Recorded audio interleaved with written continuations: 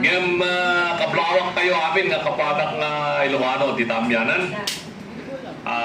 Sabi nga nila, ano ba raw yung solid north? Eh wala naman ng solid north ngayon pag pinag-uusapan ay politika doon sa kabila. Kasi sa Region 1, doon pa lamang sa probinsya natin sa Pangasinan, siya ang pinakamalaking probinsya sa buong Northern Luzon, if not all provinces north of Manila. At doon sa Pangasinan, at doon naman tayo sa Pangasinan. Ganun din sa La Union. Marami naman tayong mga kaibigan dyan na membro po ng PDP. At lalo-lalo na sa Ilocos Sur. Alam naman na po natin yung sitwasyon dyan sa Ilocos Sur. Andyan pa rin si Manong Chavit Singson. Pagdating naman sa Region 2, andito na ngayon ang bago nating presidente sa Region 2. At least nawalan ako ng isang malaking problema sa Northern Luzon. At nandyan na si Attorney Jojo na kasama natin. At dating Vice Mayor ng Tuguegarao City at siyempre naging presidente ka ng Development Academy of the Philippines. Yun ang makailangan natin sa PDP. Yung kanilang damdamin, kaisipan, at ang ginagawa nila is more on development-oriented leaders. Na yun po ang direksyon ng PDP laban. Na kailangan po ay magkaroon tayo ng mga pinuno ng partido para mas mapalakas natin ang mga kasapi natin sa local at village leaders. Alam po ninyo, yung political system natin sa Pilipinas, tinatawag ko itong kumbaga sa telepono, nasa iCloud yung mga partido. Political parties in the Philippines, except PDP Laban, wala silang pundasyon sa baba. Lahat nakalutang yung mga partido.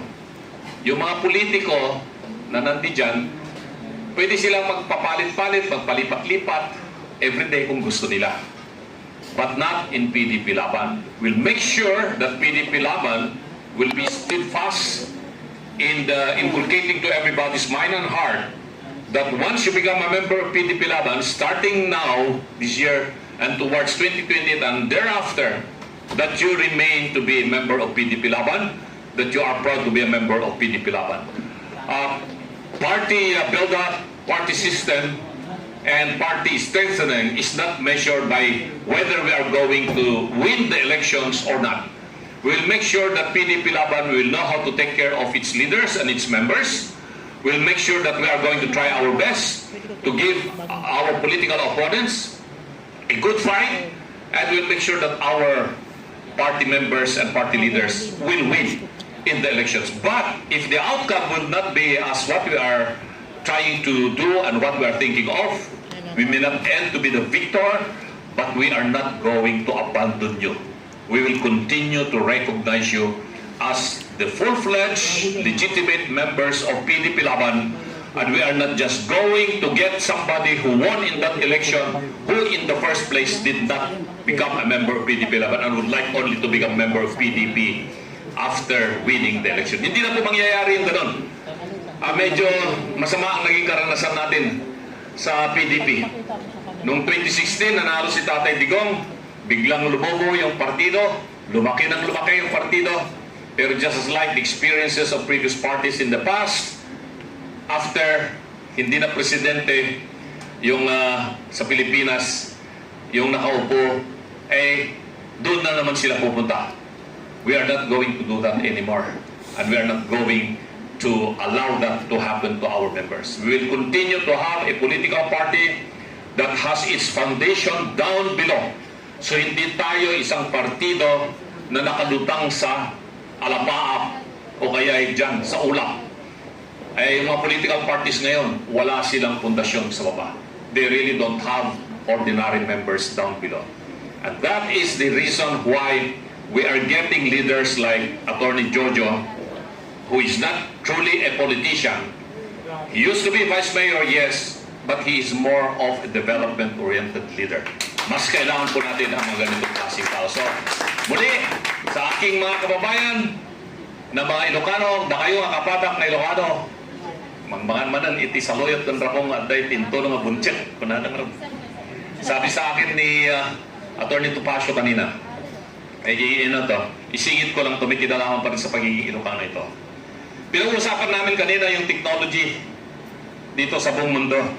At sinasabi nga yung mga maunlad na mga bansa, ipinagbabalaki nila na kayang-kaya na nilang gumawa ng mga magnet, like sa Germany, sa Japan, sa China, kaya moderno yung kanilang mga transportation, eroplano, missile, yung mga gera ngayon na nangyayari sa Iran at dyan sa Ukraine, wala pong magiging missile na yan o walang mga drone na yan kung walang magnet. At ang pinakamalaking producer, manufacturer ng magnet sa buong mundo ay ang China na ngayon.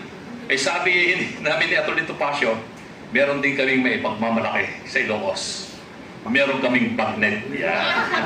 So yan po mga minamanda kayo, mga kabata kayo Ilocano, nasa magnet kita Ilocos. Nag-imas na ako, naimbag na ako tao, naimbag madam na niya ako. Maraming salamat, Karaul.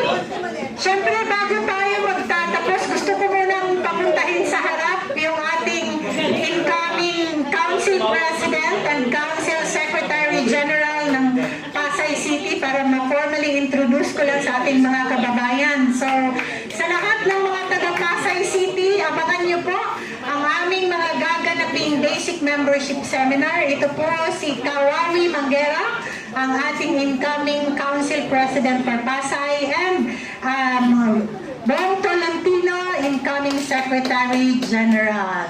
Ayan.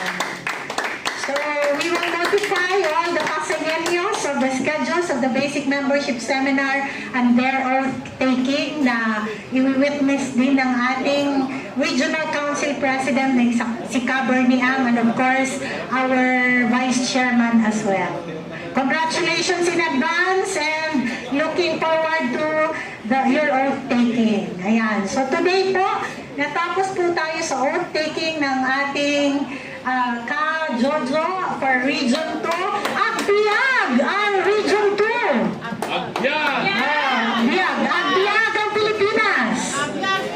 At sa ating mga kababayan, ito lang po yung sasabihin namin. Lahat kami dito ngayon ay mga Duterte clones. Kami ay ang mga taong hindi alam ang salitang pahinga kagaya ni Tatay Digong.